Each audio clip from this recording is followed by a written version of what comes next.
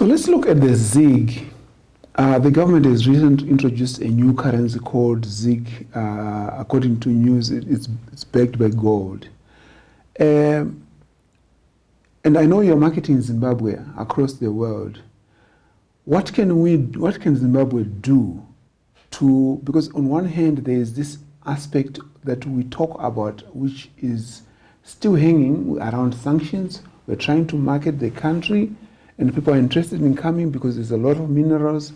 And on the other hand, there is this instability or a currency that is not stable. How do you reconcile these two when you're talking to investors? Because obviously you are from the country and you understand the country. What do you see as their fears and how do you maneuver this whole issue when you're talking to outside investors to be able to attract them to come here? Okay, it's a difficult one. You've got to look at it from two angles.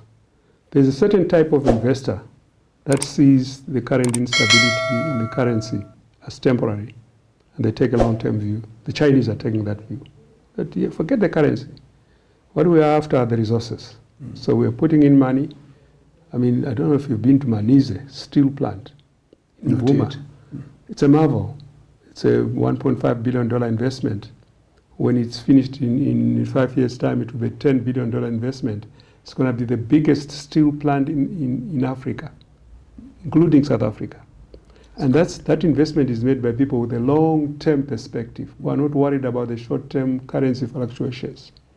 But having said that, there's obviously a class of investors that want assurance about the currency. What are we doing about it? That's your question, isn't it?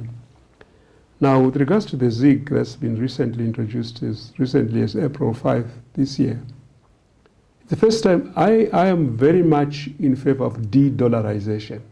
Okay. No country can succeed long-term with using somebody else's currency.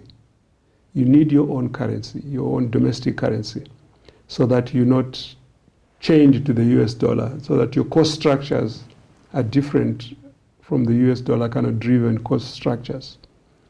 But how we do it is the critical thing. I think the first stage that we have taken to link the value of the ZiG to our own resources, gold assets, and hard currency earnings is good. But what we need to do is to expand the use of that ZiG so that you gradually, you don't force the country, but you gradually expand the use of the currency until people have confidence in it. I think it will take a few years. Fortunately, we have a legislation that says we've got a multi-currency regime to 2030. By 2030, I hope that the US dollar will still be in this market, but it won't be the transaction unit. We'll be transacting entirely in ZiG. But it takes a lot of discipline. If we go back to our bad ways of printing money and having expansionary fiscal policies, then the ZiG is undermined. So it takes a lot of discipline to ensure that you've got tight fiscal policy, tight monetary policy, you're spending within your means, you're not going into extravagant projects. That's what's needed. But politicians being politicians, they will still pursue some of these projects, like what we're seeing currently with the SADC summit coming up in August, and the expenditures that we're incurring. But I'm hopeful that we can get the ZiG to be stable. I mean, there's nothing to stop us expanding our gold output. We're currently at about 33 tons per annum. We could be 100 tons per annum, easily. We've been there before. But the balance, the gold has left the country through smuggling because we have not had a tight regime. So we can, lithium is exploding. The investments in lithium, just comparing 2022 to 2023, are 645% up in 1 year in lithium. And one of our lithium mines is one of the largest deposits in the world. So I think we've got sufficient resources to back up our currency, if only we have politicians who are disciplined enough to stay the course and ensure that there's discipline, monetary and fiscal discipline. Yeah, but that may not convince the foreign investor. The foreign investor needs much more than that. They need to see endorsement from the International Monetary Fund. Okay. So if we get endorsement from the IMF, then for a foreign investor sitting in London or New York or Hong Kong, they'll say, okay, that's an endorsement, we're happy with that. So we are talking to the IMF. We are embarking on a staff-monitored program with the IMF, which hopefully will kick in Q3, Q4 this year. We recently had an engagement in Washington with the IMF. We're on track. If that comes through, that will facilitate the repayment it will give us the green light to people who want to help Zimbabwe to say, if IMF is involved, and if IMF is happy with what Zimbabwe is doing, okay, it's good to go. It's a green light. It's an incentive to invest. I think that's the biggest PR we can do. Mm. If we're going to get an endorsement from the international money. We may not get money from the IMF. We're still very far away from getting loans from the IMF, but just the endorsement that we're doing the right thing is valuable for us. Let me bring you back to the individual business, aspiring business person, young, graduating from uni, who's modeling you, maybe wants to be you in the long run. They want to start a business, but their challenge is they can't get capital. What are you telling them now so they can start a business? How should they go around this? That's a very tough question that you're asking me. I think that if young people look to aspire to be like me, I think the opportunities are limited because the formal employment market is small, because many companies have folded and the economy has shrunk. Agriculture has kind of come back a little bit now, but still very small. So my advice to young people, and I do mentor young people who want to go into business, is do your own thing, start up your own thing, go into technology-driven businesses, do something on software development, start a project, small project in farming on your own. The banks are reluctant to lend, but there are programs that are now beginning to encourage young people to go into farming. And we're seeing that happening in Zimbabwe, which is very unusual. Young graduates starting farming projects and being assisted by the likes of CBZ Bank. So it's happening. It's not happening at the scale we want, but it's beginning to happen. The level of startups here in the technology sector is very encouraging. You're aware of Econet, that's how it started as a small outfit. Now it's one of the biggest companies in Africa. But yeah, still very limited opportunities for young people, I must say. I don't want to lie. And that's why we're losing quite a lot of skills. Let's go to the mindset. I want you to explore the mindset of the current generation of young people and leaders that are coming up. Do you see any difference between this generation's mindset and the generational mindset that you had when you started off? Very distinct differences. And what are those? Only 3 weeks ago, I had 2 young people sitting in this room, and their mindset is, we want to make money tomorrow. We haven't got the patience that you had to sit it out, to climb the ladder gradually until you go to the top. They don't have that patience. Why? And it's a very tragic thing, because they are seeing their role models are no longer us, people like me, who took 29 years to become CEO or to get to the top. Their role models are the instantly rich people who are making money from gold dealing, currency dealings, and they're driving flashy cars, they got fantastic mansions, acquired almost overnight. And that's the new role model. Mm-hmm. And we've got a big fight on our hands to say, no, that's not the right role model. You gotta find your own, you gotta earn money the hard way, have patience, have savings, gradually climb up the ladder rather than having instant riches overnight. But it's a tall order to get those youngsters to change that mindset. And unfortunately, at the national level, we're not doing enough about that. We are celebrating these instant millionaires as if they are the heroes.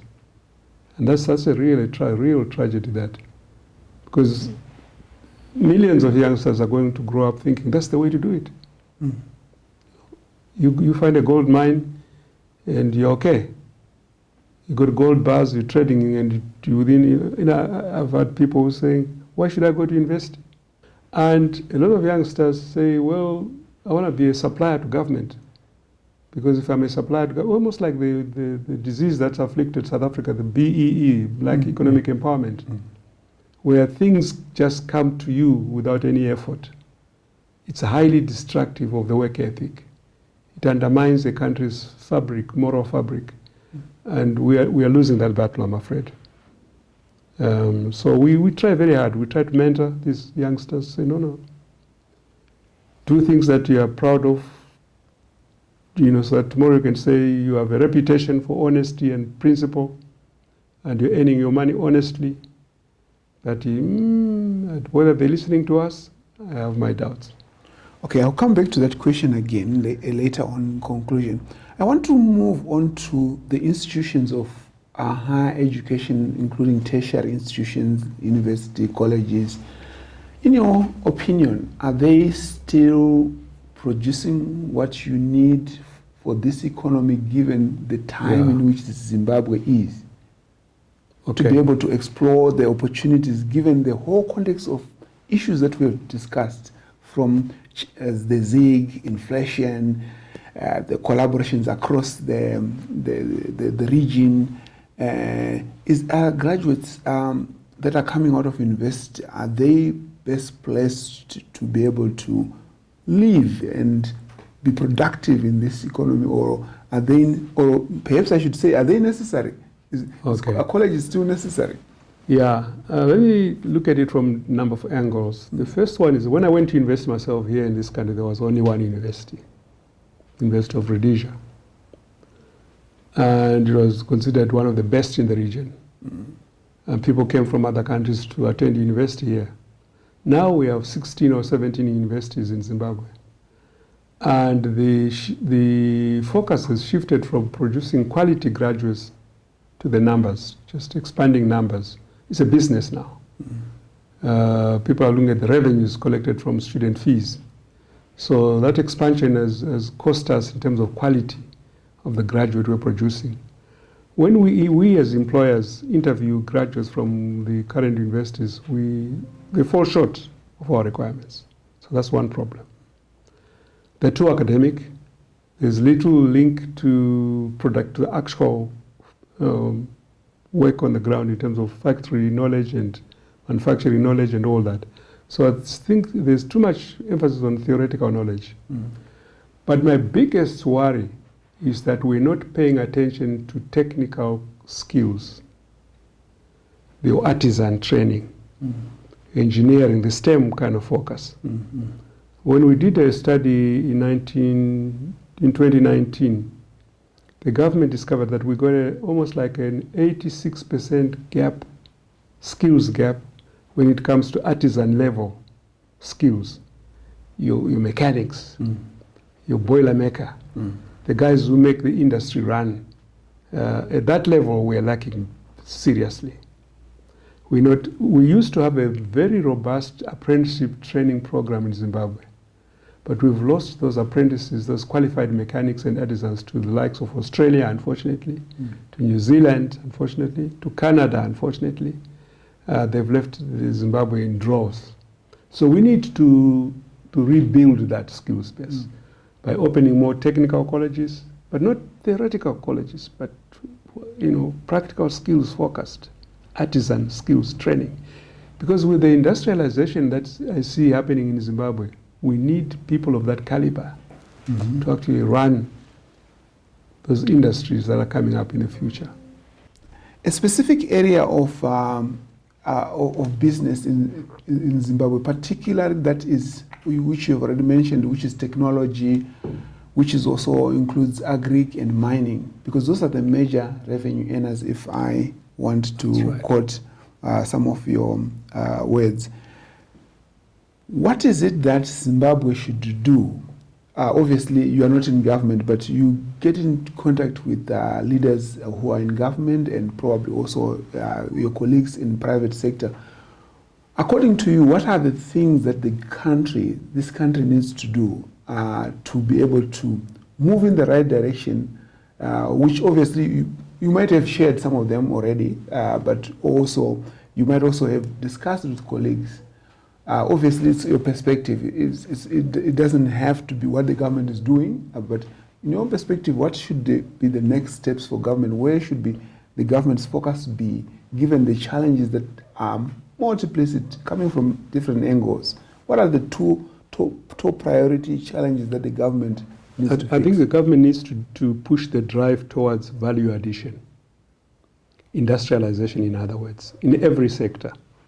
We cannot continue to be an exporter of primary goods, whether it's unprocessed tobacco, whether it's unprocessed lithium, whether it's unprocessed chrome. You got to industrialize locally. I mean, if you look at the Asian tigers, that's how they got to where they got to. First manufacturing, then technology, then services. I'm happy to say that government is moving towards that direction. It has passed legislation recently to say you cannot export raw lithium or raw chrome. You've got to process it here locally. And there are two signal developments, two really milestone developments. One is the industrialization of the steel industry. We got one of the biggest resources of iron ore on the continent. 200 billion tons of iron ore reserves in Manise. Okay. And we're making steel now. We'll start commencing, I think, in July or August. Steel production will be happening. There's another plant to have green metals processing estate, if I can call it a facility, out in Mapinga in Darendal, where we'll be processing lithium, nickel, copper, and so forth, and possibly manufacturing electric vehicle batteries in Zimbabwe. The biggest manufacturer of electric vehicle batteries in China is signed up for that. Okay. Then thirdly, where I can speak with some authorities on oil and gas, we're already looking at the downstream industry, not just producing the oil and the gas, but looking at the downstream industries, gas to electricity, gas to fertilizer, gas to all sorts of liquids and so forth. And that's a huge industry. Now, once we begin to do that, and the government has got a policy on agricultural value addition as well, whether it's cotton to fabrics, whether it's tobacco to cigarettes. So we've got to climb the value chain significantly as an economy. Because if we don't do that, we're trapped as a commodity producer, and we're takers of prices from other markets. So you just got to climb that. There's no alternative. And the current president, fortunately, is very, very, very strong on that.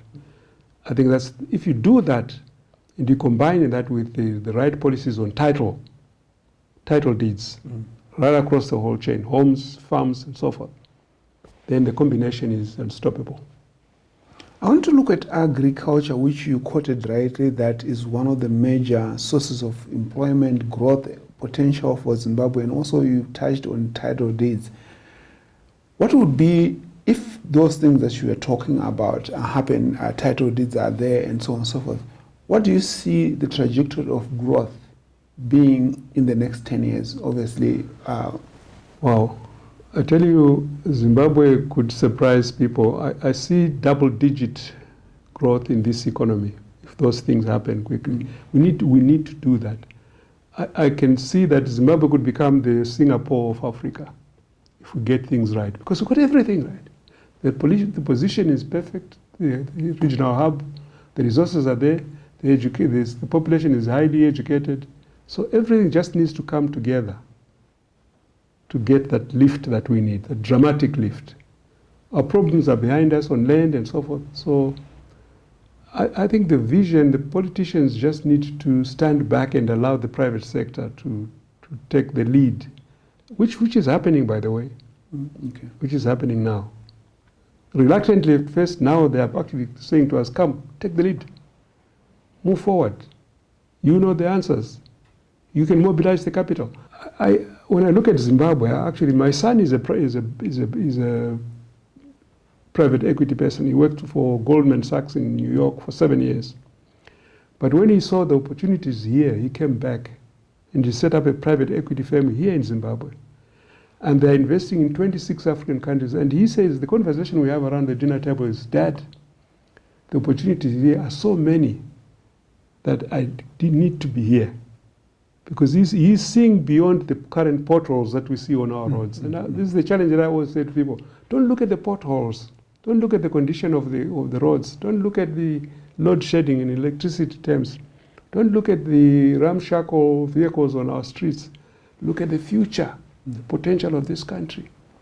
And if we can get that right, the government policy right, and if we can contain corruption, then we're on the right track. Look, I always say to people, our potential for growth and the momentum that we could generate could overpower the corruption. Potential. There are many corrupt countries in Africa. Kenya is very corrupt. It's probably more corrupt than Zimbabwe, but the cake is expanding. So the corruption is hidden by the growth in the economy. So we need to grow the economy dramatically. We'll never eliminate corruption completely. But if we can grow the economy, and have an inclusive kind of growth that lifts everybody, then we're winning. It's got to be equitable growth, not just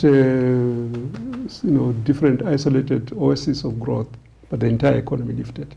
I want to look at the aspect of VIC4s that you have said, which you said is, I'm trying to find the words that you said, it's going to be a multi-currency center or a center that allows... Offshore financial center. Offshore financial center. That's right.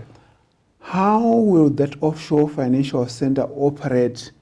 Because on one hand, we have the ZIG, which people are uncomfortable or they're not yet confident about. But on the other hand, we want an offshore financial center to be also in the same country. How would that work? Kazakhstan did it very well. They had their challenges with currency, but they changed their constitution to accommodate that offshore financial center, where the investors' rights cannot be violated. They are guaranteed by the constitution. You can trade in US dollars completely. You can open accounts which are not taxable in Zimbabwe. It's the typical offshore financial center like your Mauritius, like your Singapore or Hong Kong. That's the way to go. You want to attract big capital. We're talking to the UAE. In fact, we're talking also to the London Stock Exchange to be a shareholder in the Victoria Falls Stock Exchange to generate the confidence that the foreign investors have. Because we've got a LSE and London Metal Exchange being shareholders in our local exchange here. It brings that confidence. There's a lot of skepticism about it, but I think given sufficient focus and drive, it will happen. Young people, and probably even older people who have left the country and saying, there are no opportunities for us in Zimbabwe. And what is your message to them? They've left, they're in London, they're in the US. Are there opportunities now, or do you see any opportunities going forward? Should they come back or should they not? Look, I look at the people who are in the diaspora as a resource. This country is earning, this last year we earned $1.9 billion from diaspora earnings. It's the largest export of Zimbabwe, by far. You might know that India exports $100 billion in terms of diaspora earnings. It's big. Kenya is $4 billion. Morocco is $11 billion annually from their diaspora, and we are $1.8 billion. We could be much more. Our skills base allows us to export our skills, sure. I'm talking against myself because I said in future we'll have a skills shortage. But while we have those skills, let's organize. I mean, look at Mauritius, at Thailand, the way they've organized themselves around diaspora. They actually manage it as if it's a big export. And we should do the same. Give those diaspora people the rights to vote here in local elections so that we recognize that they are contributing to the economy. Make it easy for them to invest here. Canvass them if you got some bonds that you want to issue, offshore bonds, diaspora bonds to invest in certain projects. Make them feel wanted at home. And they will contribute. I mean, the housing boom that's taking place in Zimbabwe today, the construction boom, is driven largely by diaspora money. But it's happening on its own. It's not channeled properly. And we think there's a massive opportunity. Of course, when the economy